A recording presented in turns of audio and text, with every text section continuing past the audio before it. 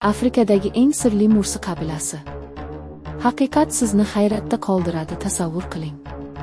Siz Afrika chollari va o'rmonlari oralab ketayapsiz.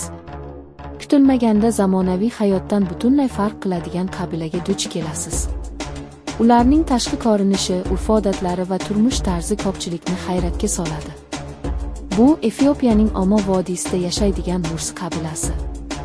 Asrlar davomida ular o'z an'analari bilan yashab kelmoqda. Elektr energiyasi, zamonaviy shaharlar va texnologiyalar ularning kundalik hayotining asosiy qismi emas. Ular chorvachilik va dehqonchilik bilan kun kechiradi. Mursi ayollarining ayrimlari pastki labiga katta sopol yoki yog'och plastinka taqadi. Bu ularning madaniyatida go'zallik va voyaga yetganlik ramzlaridan biri hisoblanadi. Biroq barcha ayollar ham bunday plastinka taqmaydi. Qabila erkaklari esa dongi deb ataladigan an'anaviy tayoq janglarda qatnashadi. Bu bellashuvlarda jasorat va mahorat sinovdan o'tkaziladi. Ba'zan ishtirokchilar og'ir jarohatlar ham oladi. Ular tanalarini oq loy va tabiiy bo'yoqlar bilan bezashadi.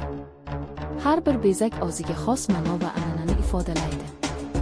Bugungi kunda Mursi qabilasi dunyodagi eng qiziqarli an'anaviy qabilalardan biri hisoblanadi. Har yili minglab sayyohlar ularning hayotini ko'rish uchun Omo vodiysiga boradi. Shunga qaramay, qabila o'z urf-odatlarini saqlab qolishga harakat qilmoqda. Ko'pchilikni hayratga soladigan savol bor. Nega Mursi qabilasi ayollari labiga katta plastinka taqadi? Bu oddiy bezak emas. Efiopiyaning Omo vodiysida yashaydigan Mursi qabilasida ayrim qizlar 15 yoki 16 yoshga yetganda pastki labi teshiladi. Keyinchalik kichik tiqinlar yordamida lab asta-sekin kengaytiriladi va sopol yoki yog'och plastinka taqiladi. Bu odat Mursi madaniyatida voyaga yetganlik, qabila an'analari va o'ziga xoslik ramzi hisoblanadi. Ayrim hollarda u ayolning jamiyatdagi o'rni va madaniy faxrini ham ifodalaydi. Internetda plastinka qancha katta bo'lsa, shuncha ko'p mol beriladi degan gaplar uchraydi. Ammo antropologlar buni isbotlovchi kuchli dalillar yo'qligini aytadi. Bu tushuntirish keng tarqalgan bo'lsa-da, ishonchli ilmiy xulosa sifatida qabul qilinmaydi.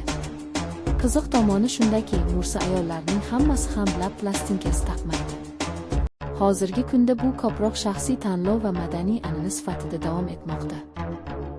Siz shunday joyda bir kun yashay olarmidingiz? Fikringizni izohlarda yozing. Videoga like bosing va kanalga obuna bo'ling.